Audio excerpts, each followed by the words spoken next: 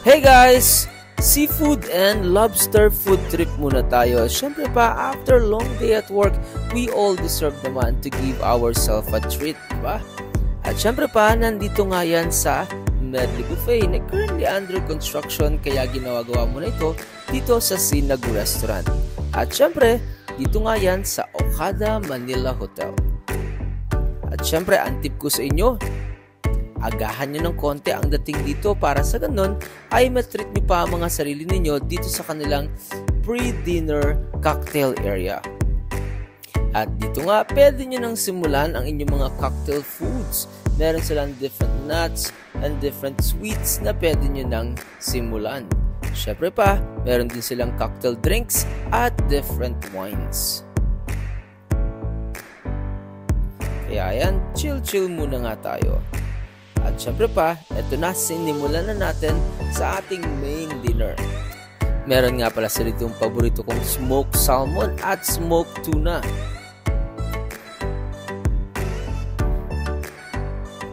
Syempre, sinimulan natin muna ang Japanese sushi area nila at sashimi area nila.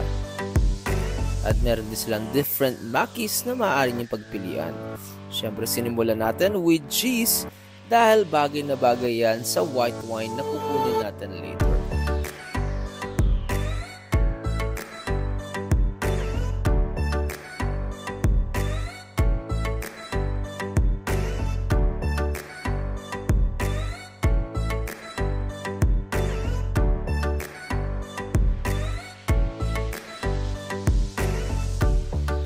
Sasamahan na rin natin yan ng different nuts and different dried fruits dahil yan ang perfect combination ng ating cheese at ng ating wine.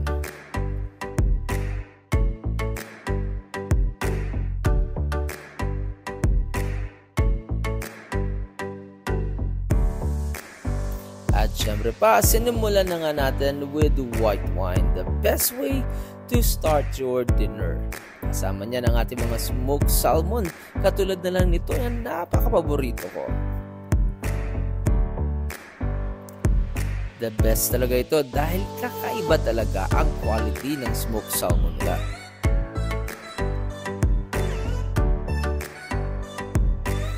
At syempre, ang pinaka-best part sa restaurant na ito ay ang kanilang seafoods, kung saan nga pwede kayo magpaluto ng iba-ibang klaseng style para sa katulad na lamang ng tahong, ng hipon, iba-ibang mga clams, at syempre pa, pati luto na rin ng lobster. Nasa sa inyo na yan kung ano ang type niyo. Syempre, meron din silang Chinese dim sum area na marami kayong pagpipilian. At dinala na nga sa atin ang pinaluto nating baked cheesy tahong, Singaporean style prawns, at syempre pagdating sa lobster, steam ang pinaka-the best yan. Kita nyo nga ang taba ng kanilang tahong.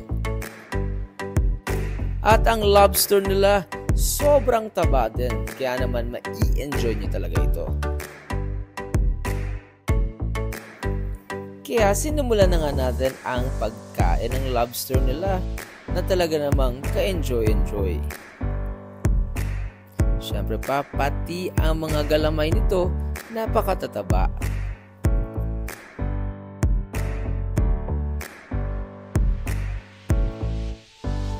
Sobrang unlimited talaga ang mga foods dito na pwede nyo talagang pagpilian pa.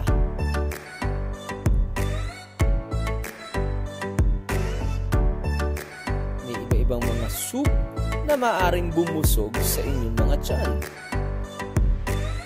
At syempre pa, nagpahabol na rin tayo ng birthday cake para sa ating birthday boy.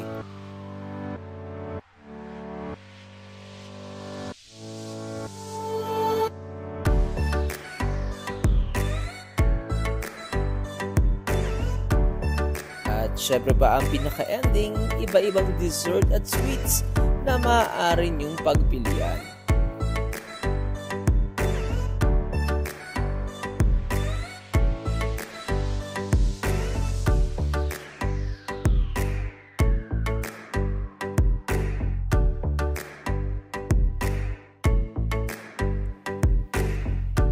syempre, we ended the dinner by ordering another cocktail drinks. Dito pa rin nga yan sa cocktail hall. Yes, pwede nyo pa rin balikan yan kung tapos na kayong kumain.